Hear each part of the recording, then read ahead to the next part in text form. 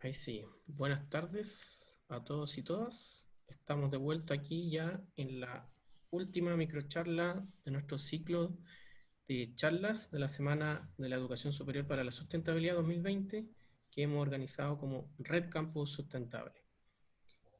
Para finalizar estamos con Gabriela Macaya, quien es abogada del Centro de Regulación y Competencia de la Facultad de Derecho de la Universidad de Chile. Y quien nos va a presentar eh, una microcharla sobre que se titula ¿Qué regula la Constitución de 1980 en educación y salud?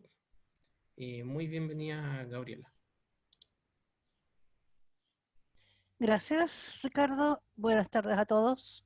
Hoy día vamos a ver la regulación, como bien dice el título de la charla, de los derechos de salud y educación en la Constitución del 80. Y esta regulación parte con una consulta esencial, la que está em, planteada incluso en las actas oficiales de la Comisión Ortúzar, que da origen a los estudios y la redacción de la Constitución, en la cual Jaime Guzmán planteó una pregunta fundamental.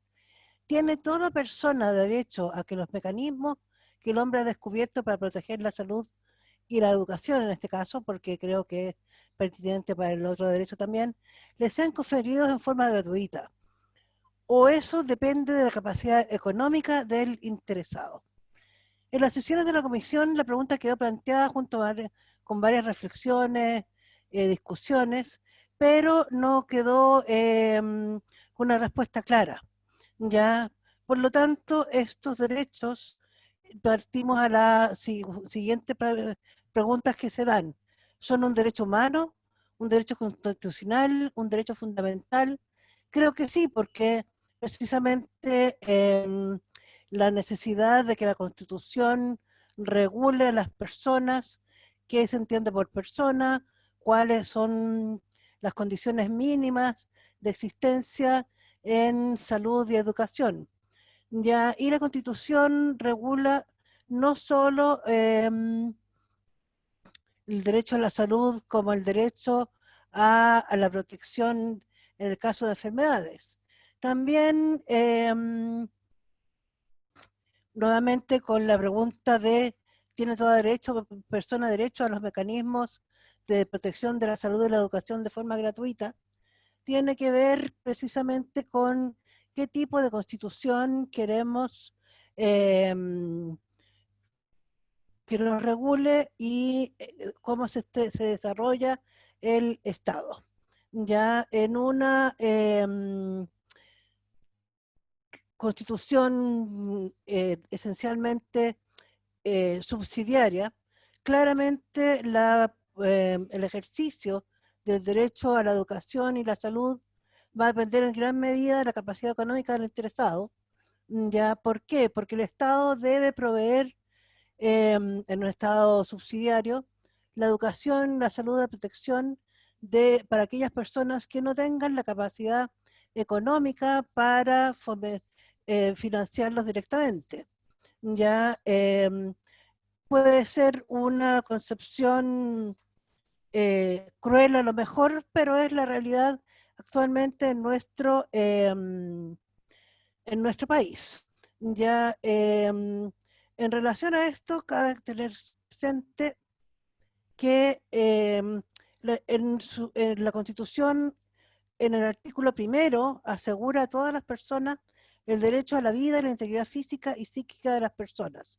La ley protege la vida del que está por nacer. La pena de muerte solo podrá establecerse por delito contemplado en la ley aprobada con quórum calificado y se prohíbe la aplicación de todo premio legítimo. Por lo tanto, aquí claramente la salud de las personas están establecidas en función de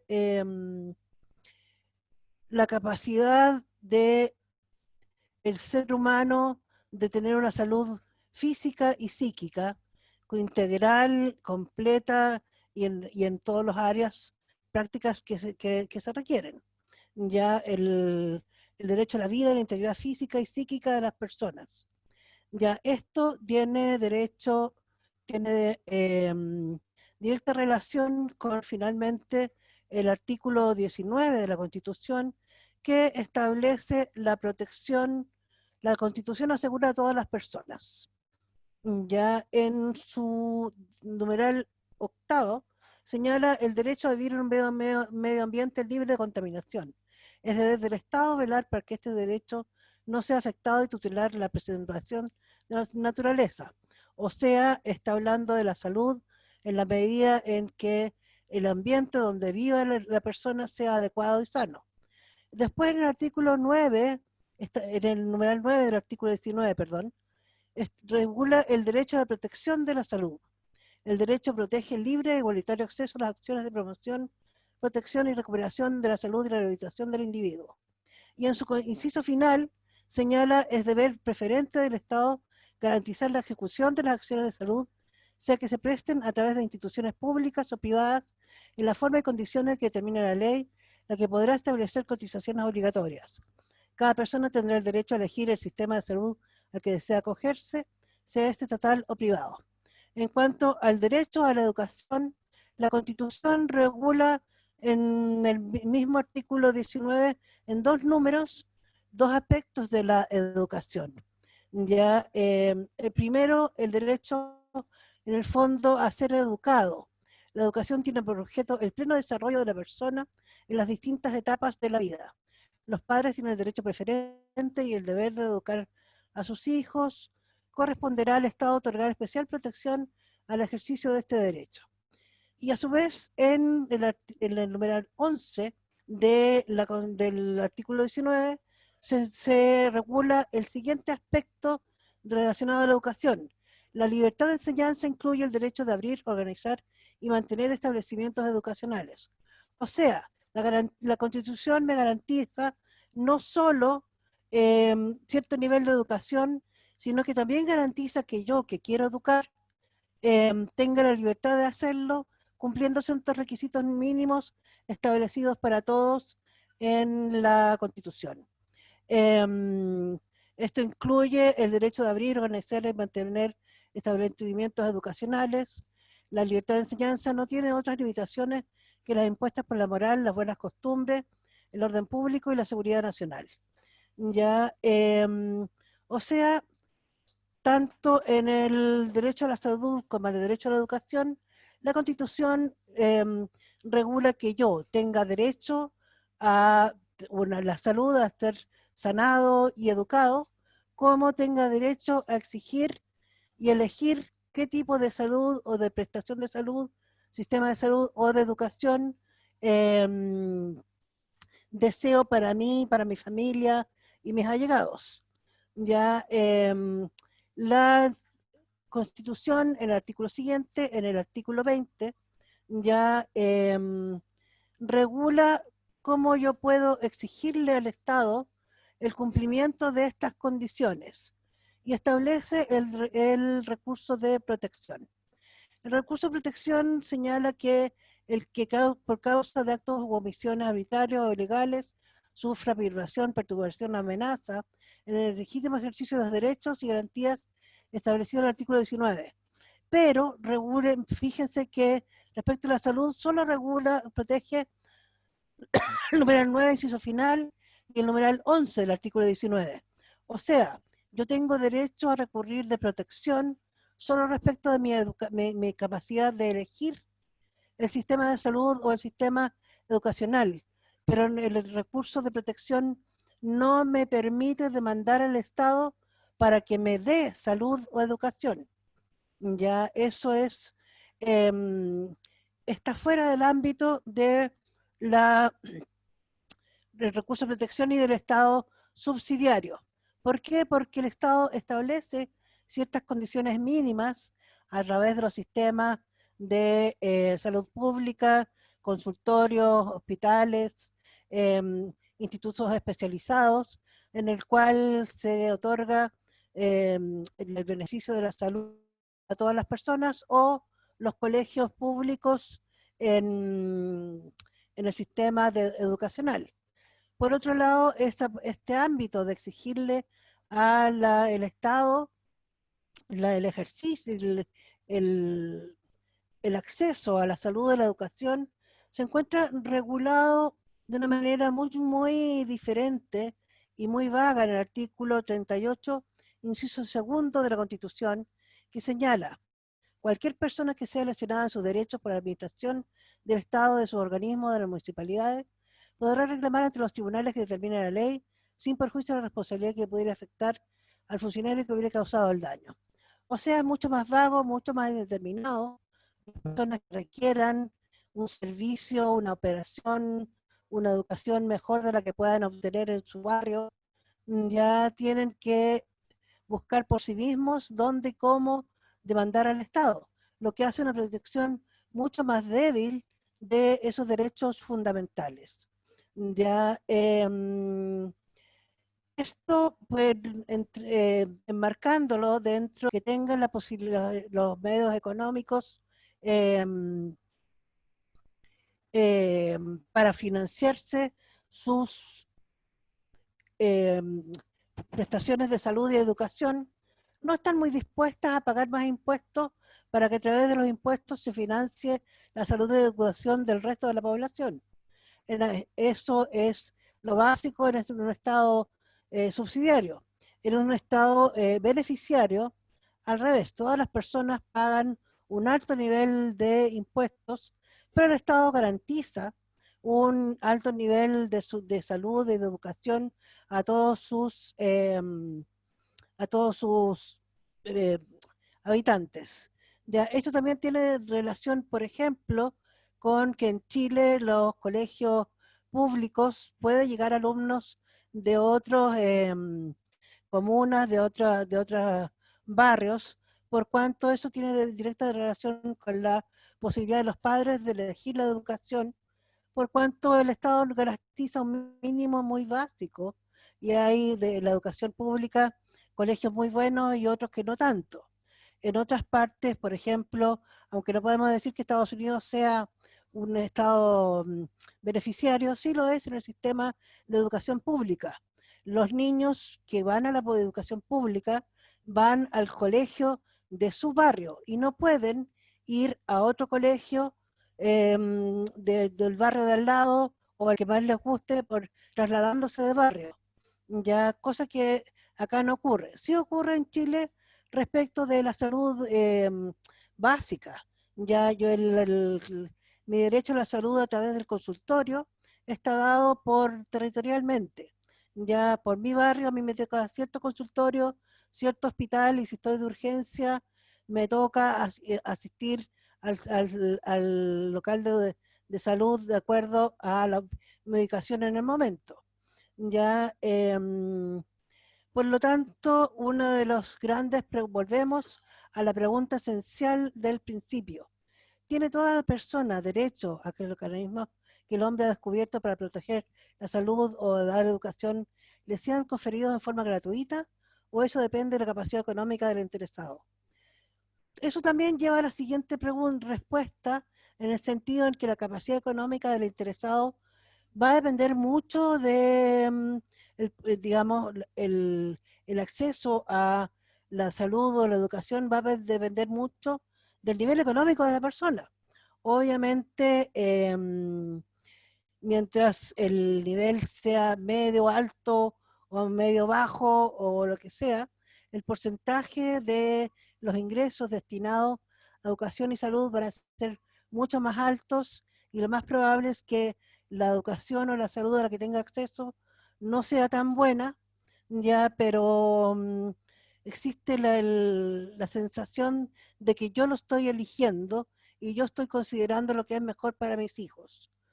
Creo que debemos llegar a un punto medio.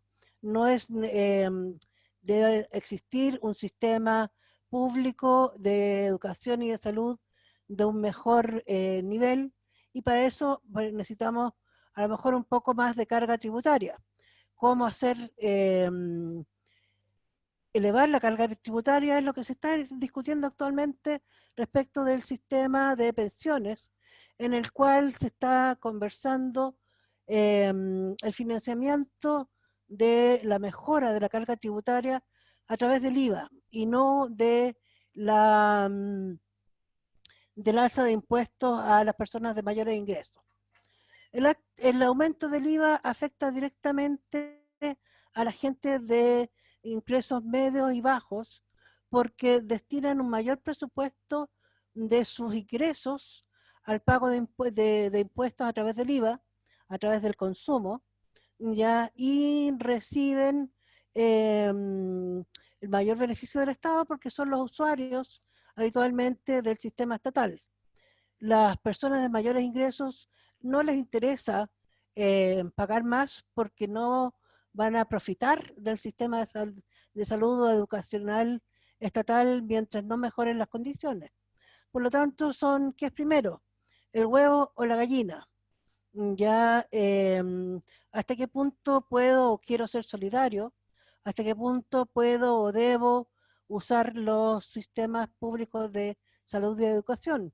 Por ejemplo, una persona con un dar historial médico, pero aunque tenga un buen ingreso, va a tener que pertenecer a FONASA porque las ISAPRES o no lo van a aceptar o lo van a cobrar un plan muy caro que va a ser casi impagable, o sencillamente te sacan de las ISAPRES porque finalmente el sistema de ISAPRES no es un sistema de salud, sino que es un seguro médico.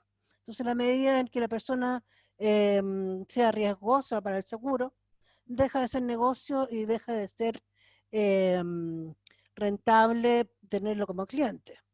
Ya, por lo tanto, ¿qué es lo que somos respecto del Estado y las prestaciones? ¿Somos usuarios? ¿Somos clientes?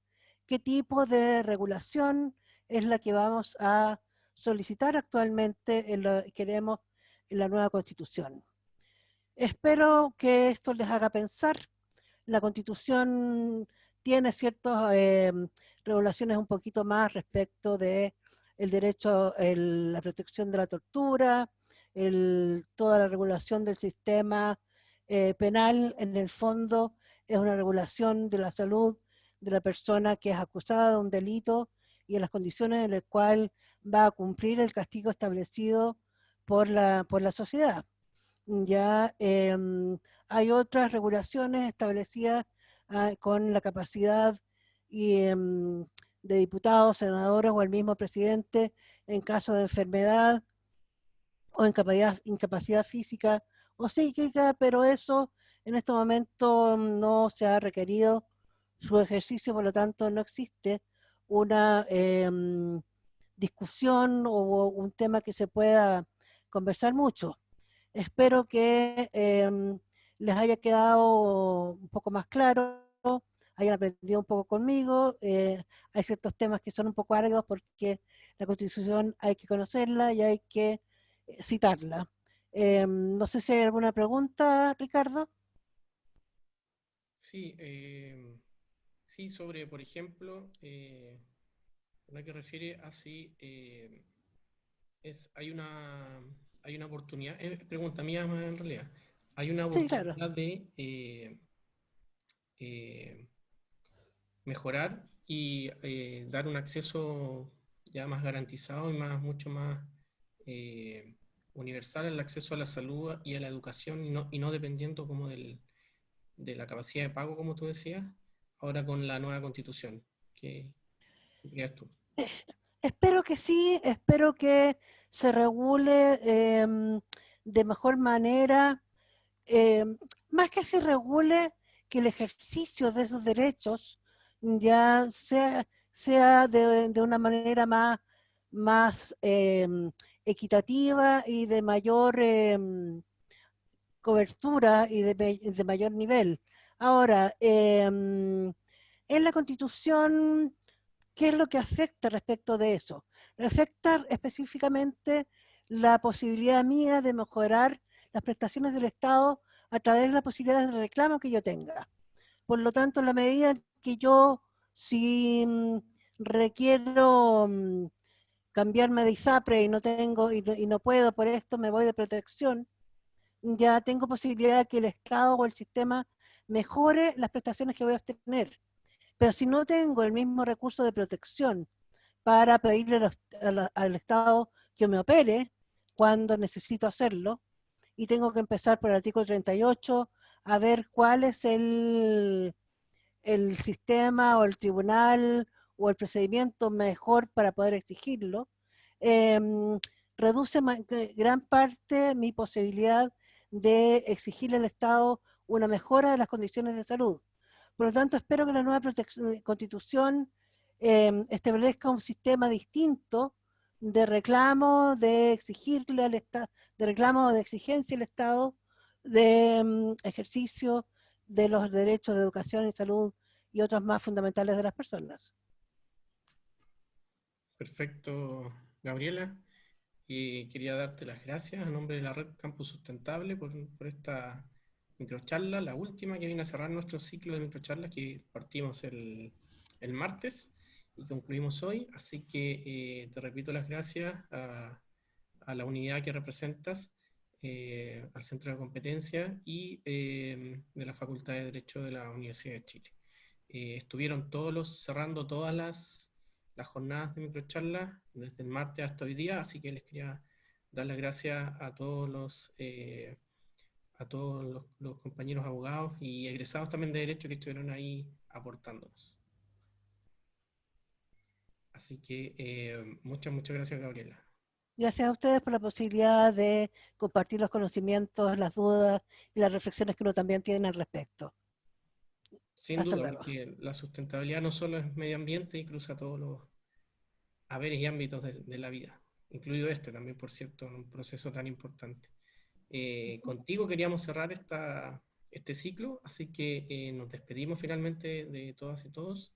Muchas gracias por las preguntas que estuvieron lloviendo en general, por las conexiones, por la- por las felicitaciones también. Va a marcar un hito este tipo de eventos en nuestra institución y ojalá se vayan repitiendo con más continuidad. Así que les mando un abrazo a todos, a Gabriela, y nos estaremos viendo en una próxima oportunidad.